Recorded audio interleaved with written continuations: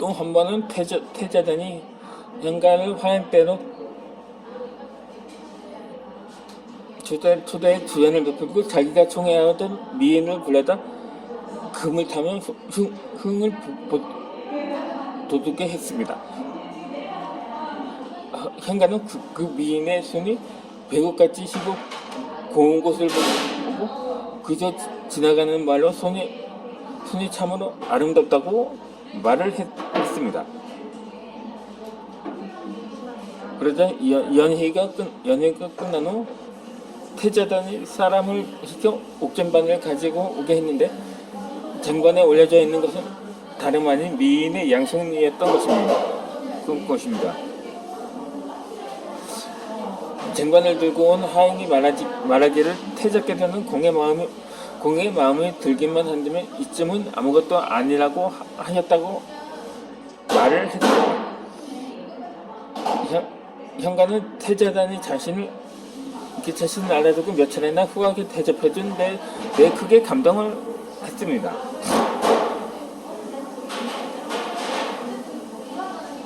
태자께서 이토록 후하게 대하신 이은에 목숨을 바쳐도 아깝지 않겠다면 그는 결국 태자단을 위해 목숨을 걸고 진왕을 암살할 자격이 되었습니다.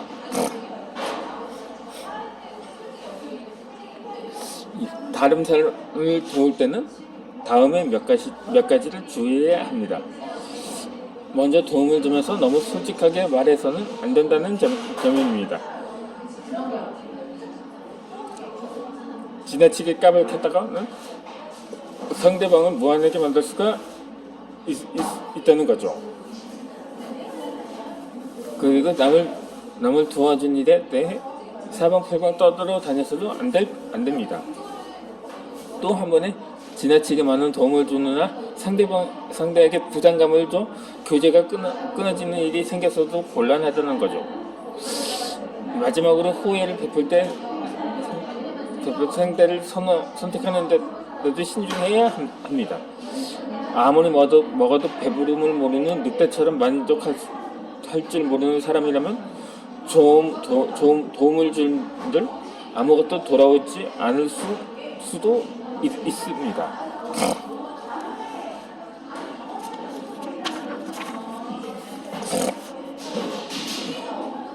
이때는 선의의 거짓말도 필요합니다. 거짓말은 나쁜 것이지만 때로는 선의의 거짓말이 필요한 순간이 있습니다. 어쩔 수 없이 거짓말을 해야 할 경우에는 첫째로 상대방을 기만하려는 악의가 없어야 하며 둘째는 그 거짓말이 들통났을 때 그럴듯하게 물러설 수 있어야 한다는 거죠.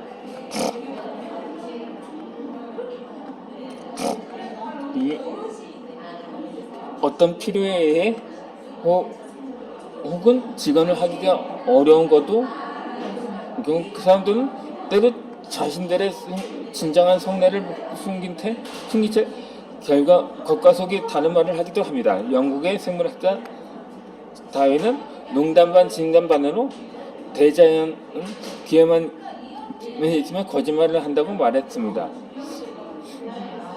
외국의 어느 작가도 우리는 말을 배움과 동시에 거짓말을 배운다고 했습니다. 어린 아이들은 혼나지 않게 거짓말을 하고 어른들은 각양각색의 이유로 거짓말을 합니다. 평생 한 번도 거짓말을 하지 않은 사람은 아마 세상에 없을 것입니다.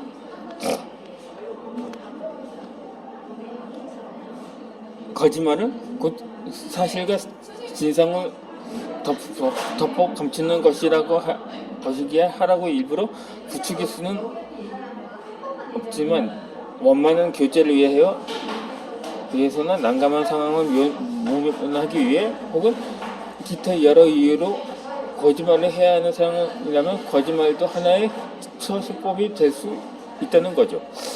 이 자연스러움을 잊지 않고 적절한 기교를 더한다면 거짓말도 충분히 감동적이고 사랑스럽고 익살스러울 수가 있을 것입니다.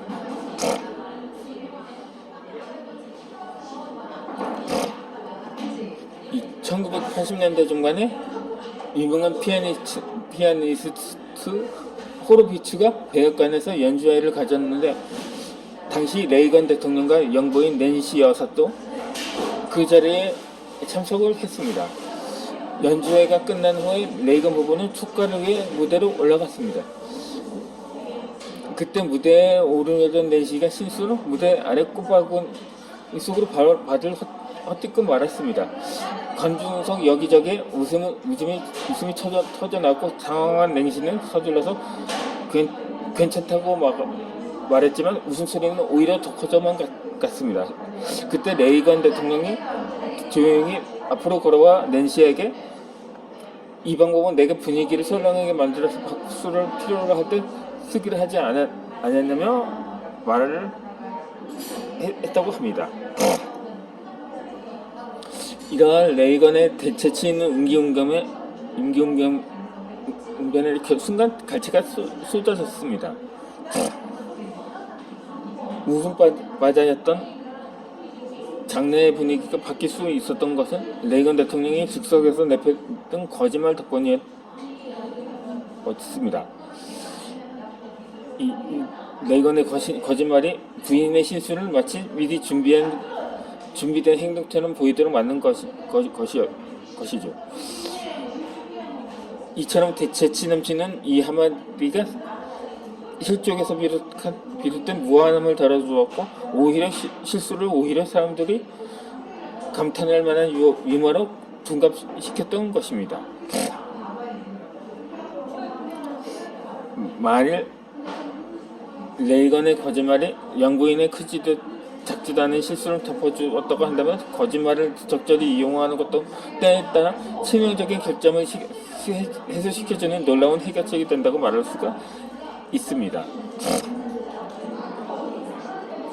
이 전략은 일상생활 속에서 활용도가 매우 높습니다. 이를 제대로 활용하기 위해서는 평소에는 되도록 거짓말을 하지 말고 꼭 필요할 때에만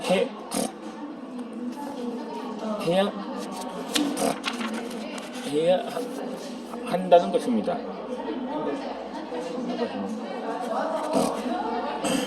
그렇게 말이 많아지면 반드시 실수하게 되는 법이죠. 평소 거짓말을 너무 많이 하면 필연적으로 결점이 드러나게 되었고 결국 자신의 신뢰도를 떨어뜨립니다.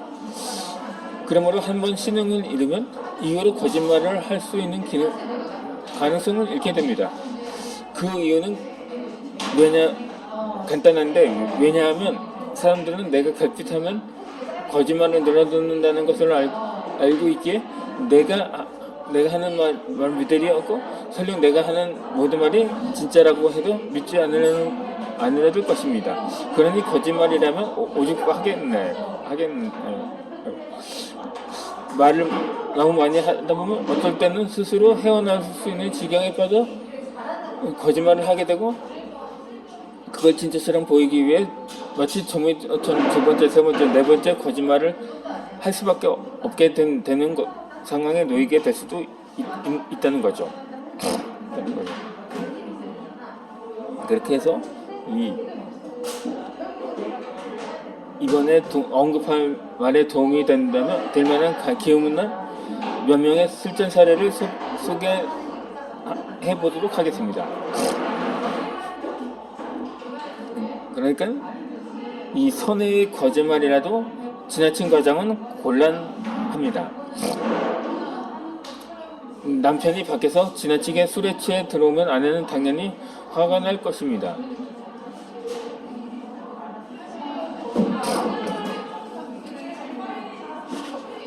곤드레 만드레 해서 집에 돌아와 아내를 달래면 한다는 말이 딱 한 자밖에 안 맞았어. 진짜야 난 이 사람 믿어주세요 이런 식으로 믿음은 주는커녕 아내의 화를 더욱 도수뿐이라는 거죠. 왜냐하면 그게 거짓말이라는 것은 누구라도 알 수 있기 때문입니다. 따라서 거짓말이 지나치게 과장되어 다른 사람이 쉽게 알아볼 수 있다면 그 말은 상대방에게 유쾌하게 받아들이기보다 그 사이에 신뢰의 위기를 가져올 수도 있기 때문입니다. 이게 뭐니? 흔히 입에 침이나 바르고 거짓말 하라고 이렇게 다그치기도 하는데 사실 이거는 뻔히 보이는 거짓말이기 때문이기도 합니다. 아무리 독주라도 해도 딱 한 잔밖에 안 마셨는데 완전히 취해가 완전히 취해서 얼굴 뻘게 돼가지고 뭐 완전히 뭐 말도 완전히 말에 혀도 꼬부라지고 완전히 눈에 초점은 흐려지고 뭐 필름이 끊겼다고 뭐 말을 하는데 언제 어떻게 실수를 했는지도 전혀 모르는 상황이 될 때까지 마셨다면 물론 그게 뭐 술이 약한 그 사람은 뭐 한 잔만 마셔도 취한다는 사람도 뭐 있다고도 합니다.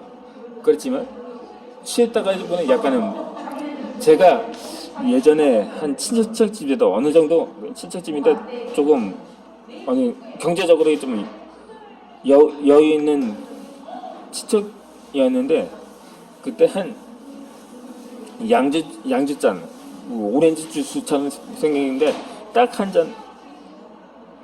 잔을 마셨거든요.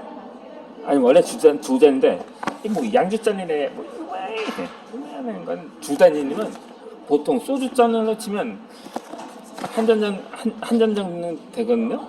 그때 제가 거리에서 오바이트를 한 적이 있습니다. 그때 그날 오후에 완전히 누운 적이 있는데 그걸 취했다고 하기엔 좀 그렇거든요.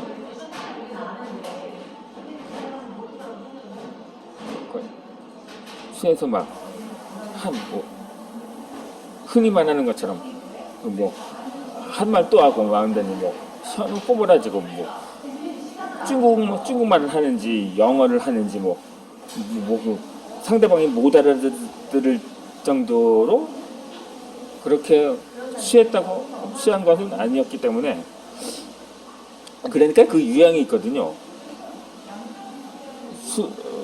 술을 과하게 마시면 그 후로 완전히 즉석에서 골아 떨어지는 사람들도 있거든요. 아직은 완전히 그렇다고 완전히 골아 떨어지는 것도 아니고 약간 좀 몸살 그런 반응 흔히 그렇게 보이는 것처럼 그랬던 적이 있거든요. 그런데 그 한 잔이라는 게 술잔 크기에 따라 또 그것도 차이를 보일 수는 있거든요. 예를 들면 맥주 5,000cc 한 컵이 뭐 완전히 드럼통만 해가지고 이따만한 컵 있잖아요. 있지 않습니까? 뭐 이따만한 컵. 그것도 그걸 한 잔이라고 우기는 사람도 있다는 것입니다. 그러니까 제가 얼마 전에 뭐 시대별, 연도별 대학 신입생 사발주 문화, 그냥 그 환영회를 흔히 사발주 문화라고 했는데 그 시대가 흐를 때 술수록 술잔이 커지는 걸로 좀 비유를 했거든요.